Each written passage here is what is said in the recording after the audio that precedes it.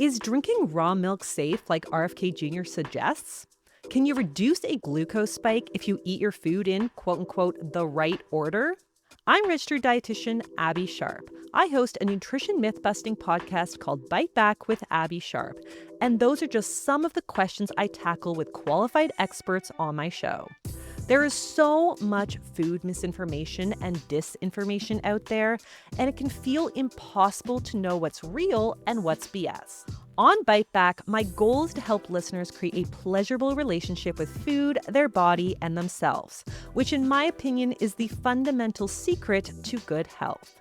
Listen to Bite Back wherever you get your podcasts.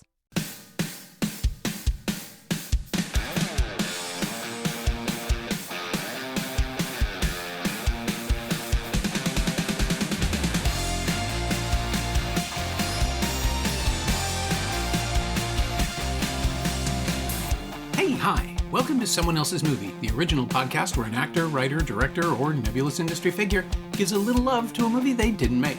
I'm Norm Wilner. I'm a critic, consultant, and programmer based in Toronto, and this is the other thing I do. My guest this week is Arianna Martinez, a filmmaker from New Brunswick whose stunning feature debut, Do I Know You From Somewhere, a thoughtful, heartfelt, and exquisitely acted experimental drama, had its world premiere at TIFF last year. It stars Caroline Bell as a young woman named Olive, whose comfortable life with her boyfriend Benny begins to slip away over the course of a weekend at their lake house and be replaced by something noticeably different. I don't want to say anything else. I'll just say that it was an absolute pleasure to program this world premiere, and it's going to be available on digital and on demand this Friday, June 27th. It's really special. And Arianna picked A Cure for Wellness, Gore Verbinski's eerie Gothic horror movie about a rising corporate shark named Lockhart, played by Dane DeHaan, who's dispatched by his bosses to pick up a CEO refusing to return from the remote European spa he's checked himself into. But no sooner does Lockhart arrive there than he finds himself under the care of Jason Isaacs' aristocratic, inflexible Dr. Heinrich Vollmer, who's been doing miracle cures for a lot longer than some would consider healthy. What's going on at the wellness spa? Is it all in Lockhart's head? Is it all in Vollmer's? And what's the deal with the mysterious young Hannah, a patient with whom Lockhart finds an instant connection? It's all very weird and very pretty, until it turns very, very ugly. And that's sort of the point. This is Someone Else's Movie. A Cure for Wellness took me by surprise when I went to go see it when it came out. I remember leaving the theater and thinking, that's a movie. That's a movie. Totally everything that I was expecting or thought would be happening or was going to happen, it didn't. It totally blew my expectations out of the water. And I think that's what happens when you give a visionary filmmaker a blank check. They can just do whatever they want. Then they really do. I was kind of interested in the film when I saw the trailer for it. It was visually stunning and didn't give you much of the story, which I love because it's always the worst when a trailer kind of gives the movie away. And then when I went to see it, it kind of opened my brain a little bit of oh, movies could really just be whatever you want, and it doesn't really matter if your audiences you don't have to consider your audiences necessarily. It can just be about telling a crazy story, a visually stunning crazy story. And that kind of I don't know, it inspired me. There's lots of little Easter eggs in my life and in my in my early short films where I kind of do a little nod to A Cure for Wellness. And I don't know, it's it's very special to me. I'm fascinated by it because it's both because Disney bought Fox and because it wasn't a massive hit. Or even a hit at all. I get gross. I was really surprised it didn't do as well. I thought it did okay, and it made, according to Wikipedia anyway, global box office was $26.6 million on a $40 million budget, which for Verbinski would have been perceived as a massive, massive failure. Although for Right. Verbinski, $40 million is not expensive. He made it pretty cheaply. Yeah. I don't know. When I read all the the reviews and the critiques after it I was surprised because I left the movie glowing, just on cloud nine, totally inspired, euphoric. And people weren't seeing the vision. And I I don't know. I disagree. I think there's so much to unpack, and I think it's fun, but also haunting. There's a lot. There's a lot there. And I think that it's exactly like what I don't know. I haven't seen all of Verbinski's stuff. Obviously, I've seen all of the parts of the Caribbean, and I loved The Ring. So I had high hopes, but it really did take me somewhere where I wasn't necessarily expecting. It felt more of like a Guillermo del Toro style piece, which I also love. So I think that's part of like the pleasant surprise. Yeah, with me, it was seeing it maybe, I guess it would have been 4 or 5 months after Crimson Peak, which came out previous fall, Yes. and which I love. Yes, me too. And then this one being, oh, yeah, he's trying to do Del Toro. He's trying to do exactly the kind of Gothic romance, although this one's got, the eels make it Lovecraftian in a way that wasn't. Mhm. And then the stuff about Volmer is also Dunwich horror-y, right? Like there's a lot of stuff flying around in it. And Verbinski is such a stylist.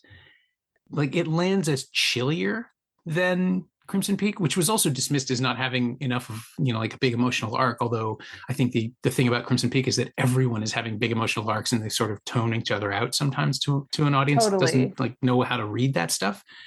And far be it for me to say, oh, people just don't get Guillermo del Toro, but like Crimson Peak and Nightmare Alley were the two films of his that people seemed like, at least North American audiences, just didn't know the genre enough to really connect. But with Cure for Wellness, like Verbinski's plumbing a depth that no one seemed to understand at the time. I saw it with a preview audience and they wanted a horror movie. And it is that, but not for the first 2 hours.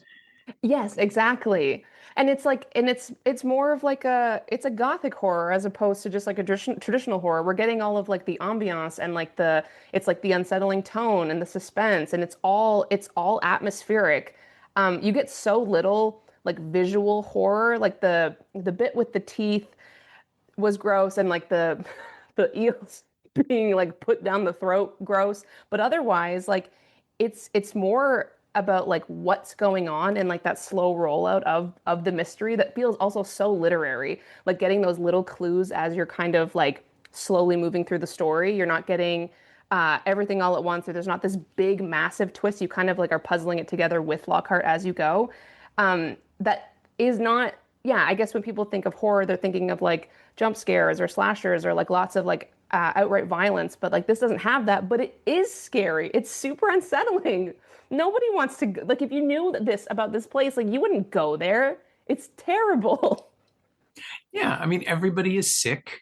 The world is leaking. Like there's all this stuff happening, and the water theme running through it obviously makes it all organic. But it just, the production design on it is just so great at telling you, run away, don't be here, whatever this is, it's not right. And then right in the middle of it, you have Jason Isaacs just sort of swanning around in this wonderful, like it is a completely underrated performance. And I think I missed it the first time around as well. I just like, oh, you cast him because you liked Event Horizon. And then of course you realize Jason Isaacs knows exactly what the tone should be. Oh, big time. And his contrast with Dane DeHaan becomes a running gag, where Lockhart Absolutely. is just trying to insist that I guess the thing I kept thinking of the second time through was like, oh, Jack Lemmon would have killed this in the 1950s. Like you cast a somewhat comic energy instead of DeHaan, and you trap him there like Baxter in the apartment, and he can't get out. And that should be funnier than it is, but instead it's just distressing. Like you feel for Dane DeHaan because he's playing the reality of it.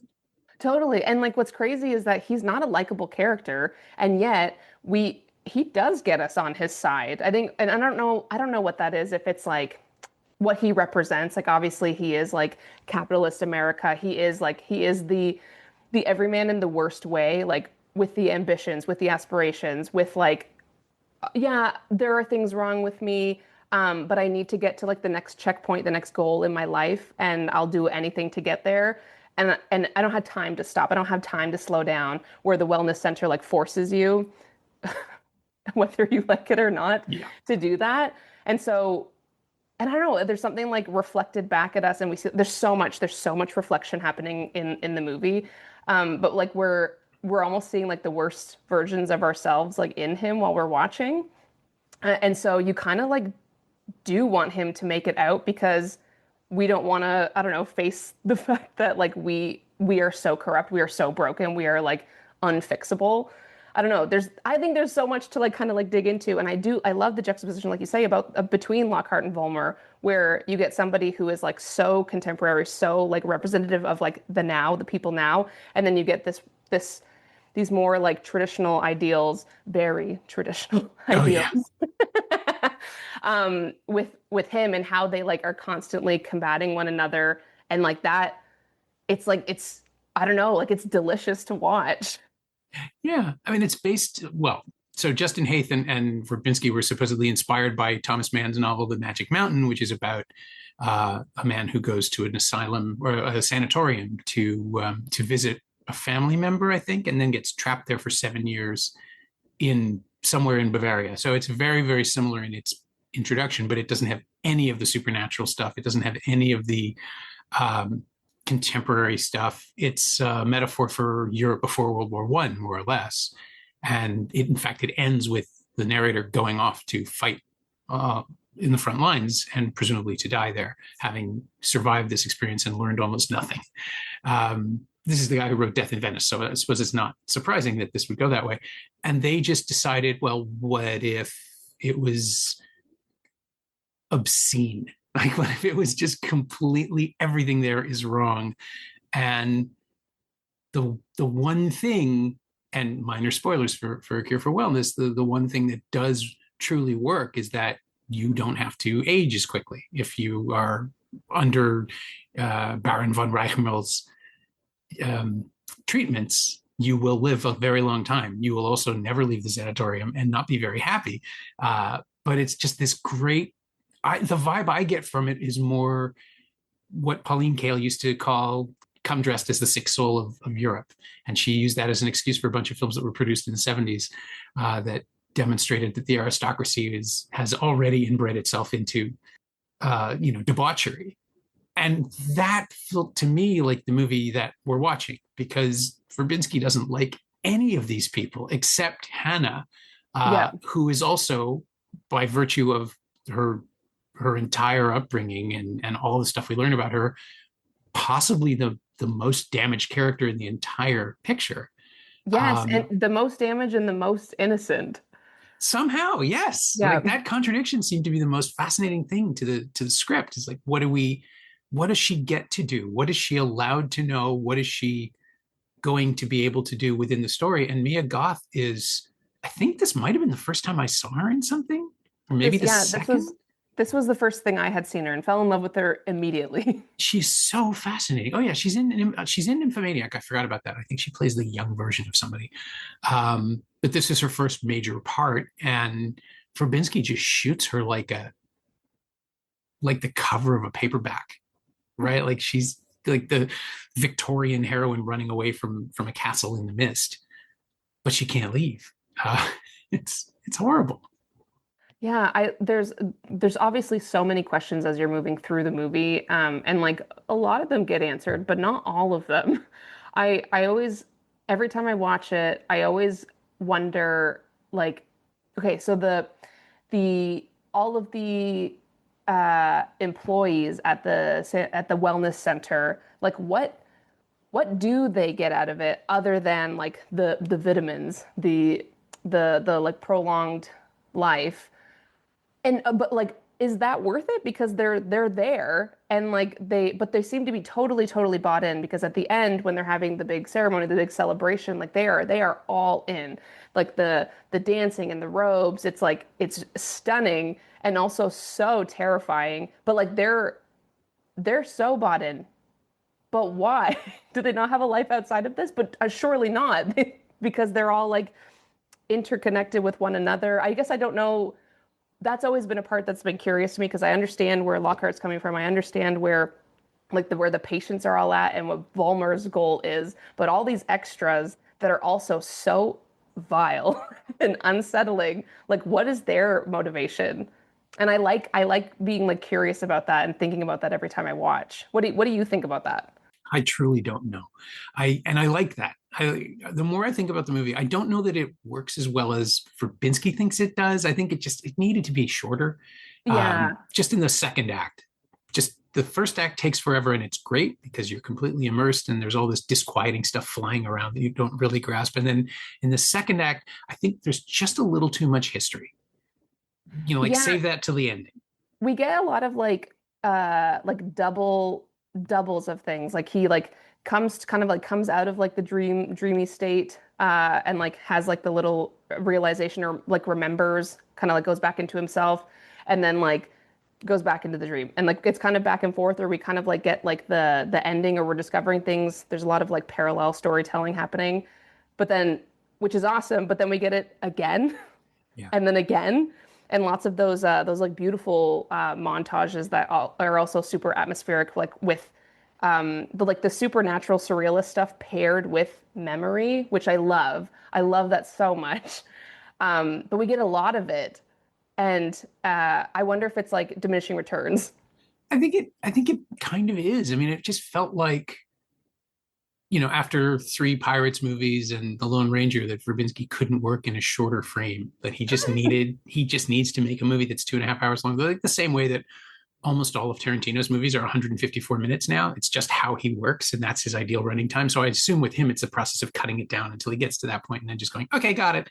Right, But right. We've done. yeah, but Verbinski started like Mouse Hunt is 90 odd minutes, and his first couple of films are these really efficient, stylish, fun movies, and then he makes The Ring, and it's perfect. And like that is a magnificent movie and perfectly attenuated for 2 hours. And then you can just feel where Cure for Wellness is kind of missing the tension a little bit here and there. I think maybe it's as simple as the fact that Lockhart is sort of in a stupefied state for a good 45 minutes, right? Totally missing like more and more teeth and then getting them back. Yeah, which is great too, because it makes no sense. And even when we find out what else is going on, it's like none of that was necessary. You're just torturing this guy for fun. Yeah. And from a storytelling perspective, if you just say, well, Volmer's a maniac and everything he does is to prove something that he can't prove, it's great. You have someone who operates without any restraint and with no logic because he doesn't need it.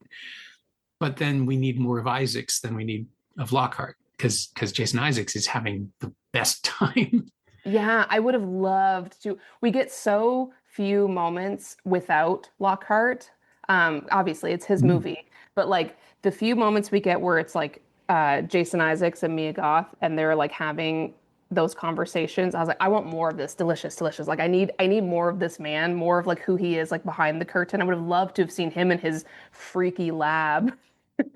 Yeah, that's it too. Like when we get to the third act and it can really just go for it, it's like someone revving up a power blower or like a leaf blower and just pointing it at the camera. And everybody, that's like so clearly the thing that the movie, not only the movie, but the people making the movie have been excited about. And we finally get to the fireworks factory and it goes nuts. And I don't know how big of a crowd you saw it with, but I saw it at a packed house and they did not no one knew not what was going on. That was really clear. That's by the time we get there, we do fully understand everything that's happening, but no one understood how to process it at first, which was so great. There was somebody who was really just in front of me who was really uncomfortable at the fact that a character is topless during what is already an assault scene. Like, I think the guy in front of me was a little younger and he was clearly going, am I supposed to enjoy it? Like he was trying to figure out how to process it. Brother, no. And shift around. And yeah, no.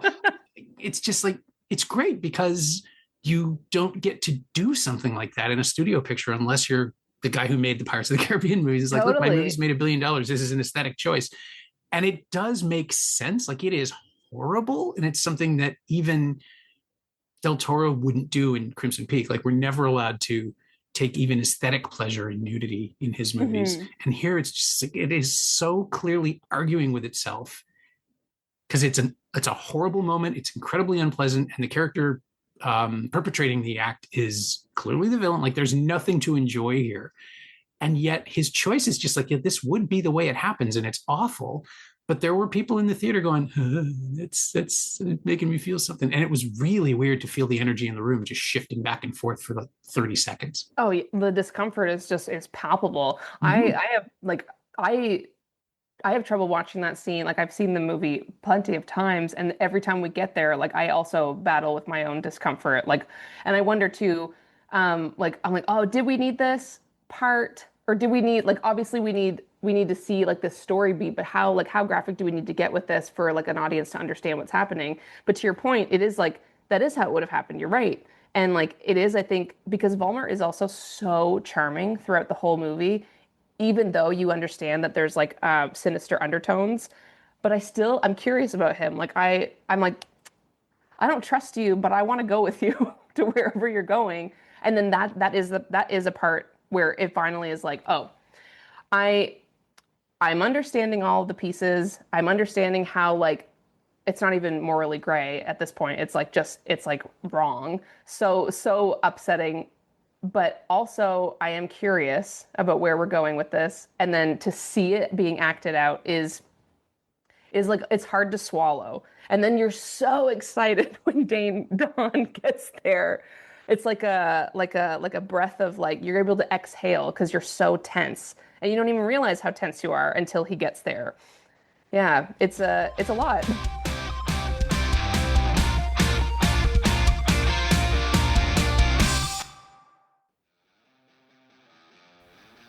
Hey, it's Norm, interrupting my own show to bring you up to speed on Shiny Things, my newsletter about physical media, culture, and the odd streaming project.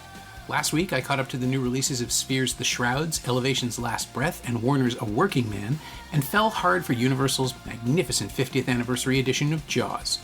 Because of course I did. Sign up for a 14-day free trial at shiny-things.ghost.io or find a link at the Semcast Blue Sky account. Do you like reading about movies? I like writing about them. Come check it out.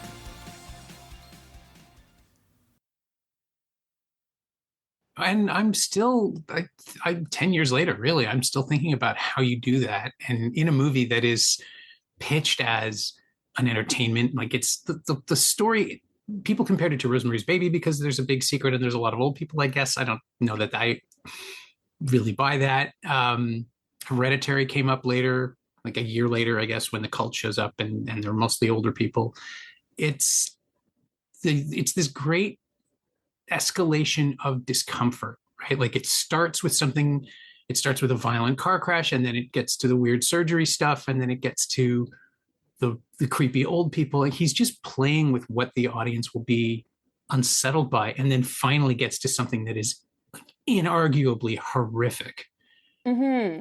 And we haven't been desensitized. We've been desensitized to so much as audiences. Like we can sit through violence, we can sit through blood, we can sit through all these things. But when it comes to assault is always challenging. But then you add the element of like incest, and Mm-hmm. suddenly it's like I'm out. I don't want to engage with this any longer.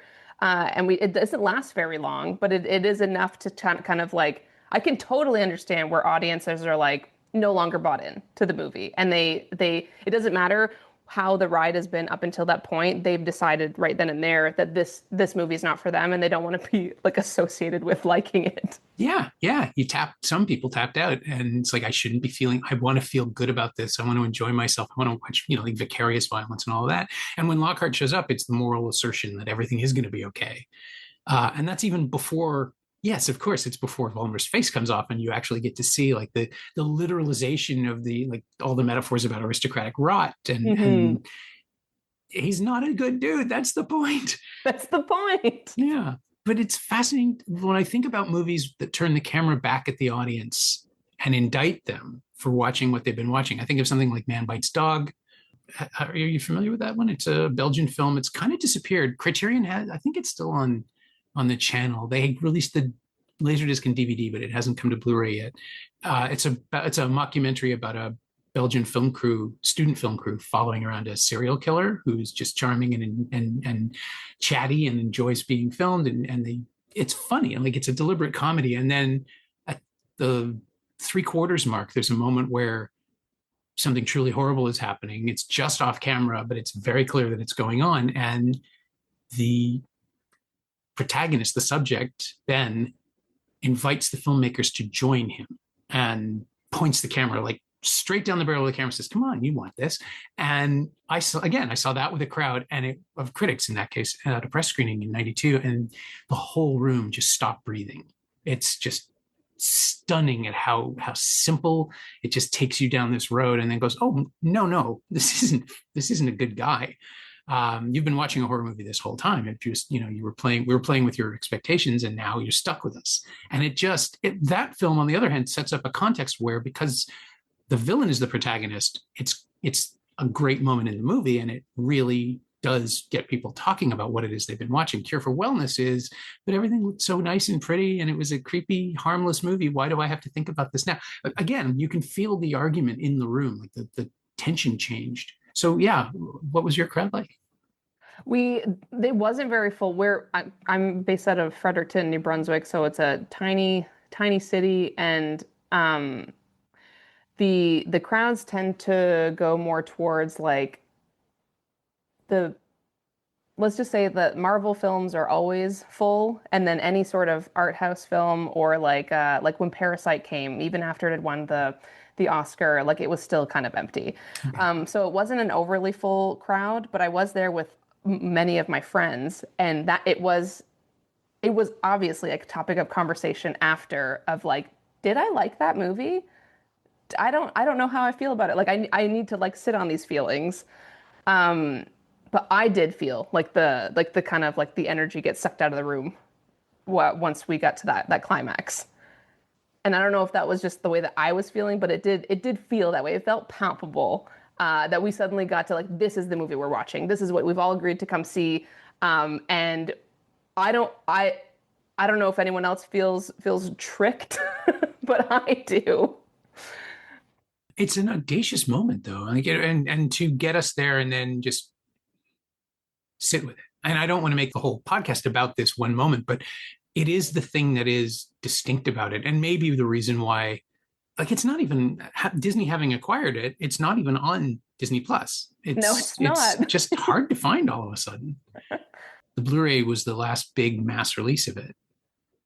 Yeah, and I want, because he hasn't made anything since. I want to know what he thinks. I would love to chat with him and know like his thoughts on the aftermath of this, or what that was kind of his intention, to kind of force audiences to kind of like sit with those feelings and mull them over. But yeah, and then we get like my favorite part of the movie is like the very, very last shot of the movie. I think it cracks me up every time. It like brings me so much joy. That smile that he does at the end, so sinister, but also freeing. Yeah, and that's why you cast Dane DeHaan in 2016, 100%. Right? Like, he'll get you there. Yes, he will. Yeah, we spend 2.5 hours with that man, and he doesn't so much as like give like a smirk, and then suddenly we see like all of his teeth. That's how big his smile is on his way out. Maybe that's why the people still work at the spa. The eels feel good. There's something. Anytime I have a question about this movie, when I've been thinking about it, the answer always is like, you know what? It's just eels. It's just eels, and that's all there is to it. They're so magical. They've got magical properties. It's supernatural. It's just eels. Eels all the way down. I mean, I can believe it. As awful as it's about to sound, this is the one horror movie that I would actually like to see a prequel to. Yes. Yeah. That is awful, but I'm also interested. Yeah. What was his pitch? What were the mood boards? How do you con people into all of this? Yeah. And I would also like to know, like, how many of them, because he talks about how, like, my biggest mistake when I was starting all of this, figuring out the ins and outs of how the science works, was getting unwilling patients. And so we switched it up, and now I've got like people coming in, and they want to be here, but it's like, what did that look like? And how did you make the change? And how did you get people, like, are the people that work there, are they also from before times? Yeah. Cause that would suck. Would suck. Yeah. You can live conceivably you could live forever, but you have to be a janitor. Right, That's, exactly. Or like the front desk lady who refuses to actually do anything that you yeah, ask her to. because she knows it doesn't matter. She's been It here long doesn't enough. matter. Yeah, that'd be boring. Yeah. I mean, it's almost a severance pitch. This is what would happen. Yeah. But it is Uh, like there is so much weirdness just under the surface. mhm. And it's seductive, right? Because you want to solve the puzzle. Like as an audience member, if you start the film the way this film starts, you're gonna you get the hooks in, and it's intriguing and like it's kind of sinewy and beautiful, even though it's disgusting. Like there's this sickly gray sheen to everything, including the studio logo at the very beginning, just to let you know, like this isn't going to be a party. Well, what I like, it's like it is, but also there's something really clean about the look of everything up until the very end, where it's almost like it's super sterile. Mhm. Um, and like obviously like the production design and the color palette has a lot to do with that, but you're getting a lot of like minty, like pale, like pastel colors and whites and like off whites. And like there's almost like a pristine sheen, even though you're going to see a lot of outside, like these little floaty uh, pollen bits. Right, yeah. And that isn't traditionally like how you see when we think about like Gothic horror. It's usually grittier and grainier, and it's like it's not that at all. It almost seems like they went the exact opposite to get as far away from the truth as possible, and again to kind of make you comfortable and make you think, despite the atmosphere being unsettling, that this is a place of wellness. It's so pure, the purification, releasing the toxins. And I think they did a great job at that. It's so beautiful to watch. Even if you put it on mute and weren't like following the story, it's like it's stunning to look at. Yeah, yeah. I don't know that I've seen so much attention, and this is going to sound reductive, but it is like where you start with something like this, like so much attention provided to tiles and ceramic textures. Like there's no Yeah, grout anywhere. Everything has been degrouted obsessively within an inch of its life, which again speaks to the world that we're into. But again, someone cleans this forever. That's the job. That's all you ever get exactly. to do. And they're doing a great job. They are. So they Well, must love it. They or must you know love what it. happens if they stop. Right. They Straight to turn the eels. into a little mummy and get dumped. It's not such a nightmare, but it is like a perfectly cohesive or perfectly coherent nightmare. And again, I am struck, I am awed by Verbinski's ability to sell something like this to a studio in the first place, right? I mean, Mm. clearly the blank check aspect is there, but the Lone Ranger didn't do what people wanted it to do. So he's regrouping and going back to another genre. But to sell this, to make it clearly exactly the way he wanted to, there was no interference on this thing. And then, yeah, not work again. I checked it as you said, and I can't believe he hasn't done like he hasn't even made television. He's been gone for almost a decade. I know. We need the Gore Verbinski revival now. Yeah, there is supposedly something he's made called, I'm looking it up, it was right here, Good Luck, Have Fun, Don't Die, which is, quote, an upcoming science fiction action adventure film. Um, oh, with Sam Rockwell, Haley Lou Richardson, Michael Pena, Zazie Beetz, Juno Temple. So he's not hurting. Uh, but yeah, this is his first film in a decade, and shot in Cape Town last year. So who knows when we get to see it or what it's going to do. It does not have studio backing. It's an independent co-production. They're scared. I wonder. And it's from the guy it's written by the guy who wrote and directed The Invention of Lying, a Ricky Gervais film from 2009, which I kind of liked. Interesting. So he's a concept writer. And the pitch is a man from the future travels to the past and recruits the patrons of a Los Angeles diner to help combat a rogue artificial intelligence, which is Terminator or Miracle Okay. Mile or both. I'm gonna trust him. Yeah, I was I'm about gonna to trust say. him. That pitch might not have got me in a seat, um, but you put Gore's name in there and suddenly I'll follow him to the ends of the earth. Yeah, like this is the guy who made Rango into a genuine art project. Hmm. I was on the when the Blu-ray came out, um, LucasArts, which had produced it, flew a bunch of us out to San Francisco for a press junket at the Industrial Light and Magic headquarters. I got to talk to Hal Hickel, who was the supervising animator, and he said the same thing every time, which is just like nobody knew what this was going to be until we saw the boards. He pitched it, Verbinski, and said the only way we can do it is animation. The only way we can do it is with this and this Hunter S. Thompson reference and this Clint Eastwood reference, and these are the things that we have to put together. Like again, the mood board for the film is more important Right. than the script.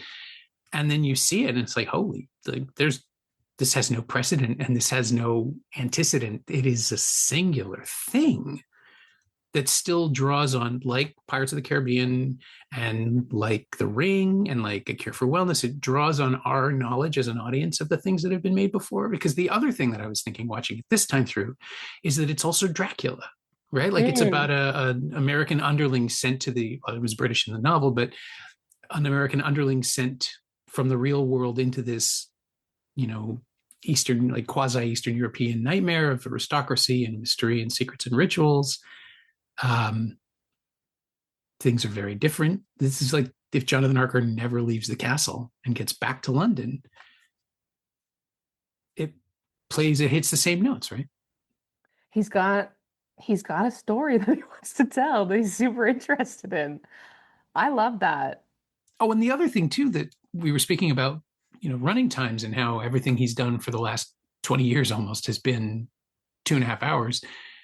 Um, your This is how I segue. Your film is half this length, and but Yes. also full of ideas and mysteries that aren't fully expressed. When I wrote the note for the festival last year, I like it's a science fiction film with no special effects. It just the actors, but everything we need to know is in there waiting to be discovered. On repeat viewings, the film is, I mean, it's richer because we understand where it's going, and there's a little bit of your brain that's always going, oh, right, this means this. But the second and third times through, I just focused on the performances and watching people sort of nod towards things that are happening without really, because again, it's like that's the triple bluff of Do I Know You from Somewhere, which is kind of what Isaacs is doing here, where he is hinting at this massive other thing. But with Isaac, he's playing with it. Like he is having so much fun not telling people the truth. He's Oh, really enjoying totally. it. And I think in he's like he's like playing with his food because yeah, even I wonder too when I watched A Cure for Wellness like the first time and then this question never got answered but like I was like how come like Victoria is allowed to have like these books and like scissors and stuff to be cutting up and like making her little crosswords and then she leaves it for Lockhart and he also has it and it like gives him a moment of clarity like later on. I think Jason Isaacs like did it on purpose. He's like, this guy's never gonna leave. Like he's mine. So I'm gonna play with this and enjoy it and like kind of like be as cruel as possible to this man while I have him here because this is exciting. I've never had anybody like I don't know like with enough wit to kind of figure out how like what's going on. And like Lockhart is the whole reason he even gets what he wants with Hannah, like what he's been waiting for. So yeah, it's super interesting. The yeah, the triple bluff, like you say. yeah, I've done this 50 times. Hmm. Like let's see about experiment 51. Yeah. Yeah. But in your film, we're seeing the confusion. We're seeing the Lockhart version. We're seeing people try to figure out what's happening and then gradually, if not understand it, then at least accept the process, which is something that doesn't happen in A Care for Wellness. No one Yes. accepts any of this. So I always try to, we were saying this before we started recording, or I was saying it. I always try to figure out if there's an emotional or aesthetic or narrative connection between the movie that the guest chooses and the movie the guest made, and none whatsoever. And thank you for that. But it is, the performances are similar in a weird way. There is a sense of people playing with what they're allowed to know. Hmm. Yeah, and it is interesting. I've been asked that like at Q&As like how many times like is this multiverse like just one of many? Like how many universes does Olive have like in her mind? Like how many other choices are we like branching off with? Like how much does she know when she meets up with like at the end, at the very, very end, like does she know like that feeling that somebody referred to it as a soul glow where you like your soul is like attached to somebody else because in another life like you've known them.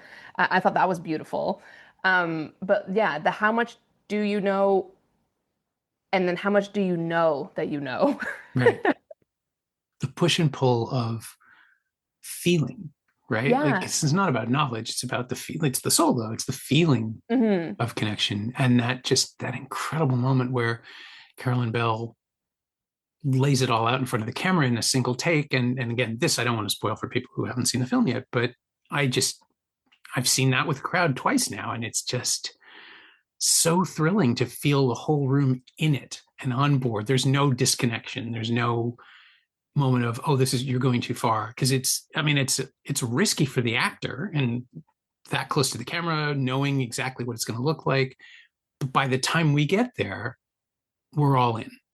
Totally. And Yeah. yeah, We learned so much about her and also I think a little bit of ourselves based on how we feel about what she's saying, which is really cool because we've all been in relationships of some sort and like there is like yeah the give and take of any type of relationship and then also like what you're putting into it and then what it means when it no longer exists. Like what does that look like to you on either end.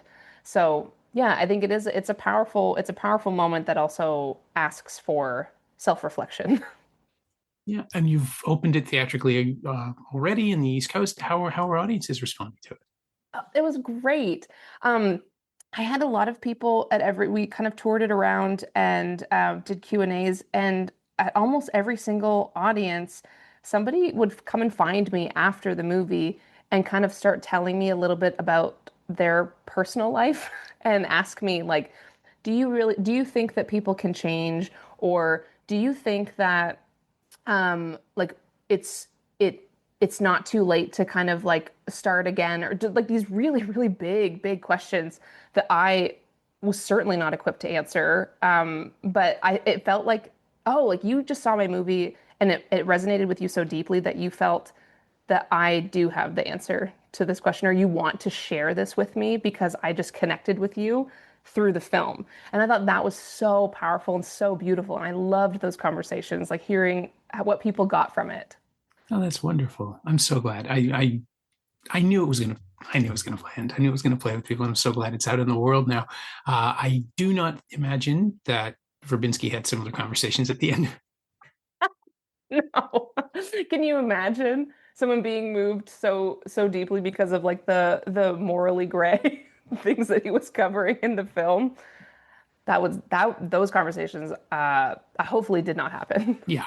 I mean, I bet there were questions like, what do the eels mean? And like all Yes. the people who always want everything underlined and explained. I've been to Q&As. I've hosted Q&As where people have asked questions that are like, well, 5 minutes ago we showed you. So I don't know Yeah, the I don't know what to tell you. Did you see the movie? Yes or no?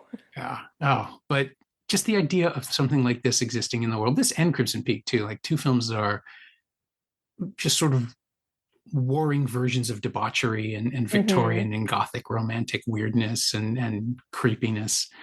And I think it's probably telling that neither of them was a huge hit at first. That audiences just didn't know what to make of them. And Crimson Peak got reclaimed, and maybe now it's time somebody works on a cure for wellness. Yes, absolutely. I think people, yeah, I don't know. I think I think incest scares people as it should Mm-hmm. in real life, but like in media, like these are the taboo topics that are like important to kind of like let's dig into this. What is like symbolically like what is it about this like as like people as humans what like it can't just be just that makes us uncomfortable. What else? Like what's the umbrella there that we need to kind of unpack? I don't know. I think it's super interesting. And I like that there are still topics that like we haven't been desensitized to that can still make us like feel that really visceral feeling of like discomfort or like anxiety, to the point that somebody will say, I actually didn't like that movie because of that one singular thing about it. Yeah, I think it's some part of it's like the opposite of titillation, right? Being confronted with the idea that we've shown you all these beautiful people in these stylized aesthetic compositions and beautiful clothes and expensive food, all the stuff that you're supposed to want from like a White Lotus kind of thing. Totally. And then it's like, oh, but this is what's really going on, and it's gross, right? Like we can all agree that it's gross, and people in the theater going, but I didn't want gross. I wanted pretty more. I wanted more of that. It's fascinating. And yeah, all right. I'll make some calls. Maybe we can get a screening going. Yeah. What do you call it? How do you caution people? You don't. And I think that it's important that people go in raw. Yeah, I suppose it's true. My thanks to Arianna Martinez, whose wonderful first feature, Do I Know You From Somewhere, is now available on digital and on demand. You should see it. Thanks also to Alia Stationwala. She knows what she did. You can find Arianna and the whole Do I Know You From Somewhere team on Instagram at strike_pictures. That's STRIKE_PICTURES. And you can find A Cure for Wellness on Blu-ray and DVD from 20th Century Home Entertainment and streaming on Cinemax in the US. It's also available to rent or buy on various VOD services across North America. You can find me on Blue Sky at Norm Wilner, and you can find this podcast there at Semcast, SEMcast, and on the web at someoneelsesmovie.com. The first year of the show is still available for just $20 at payhep.com/semcast. That's the first 52 episodes of Someone Else's Movie, 41 of which aren't currently available anywhere else. And check out my newsletter, Shiny Things, at shiny-things.ghost.io. I think you'll enjoy it. Our theme song is by The Last Year.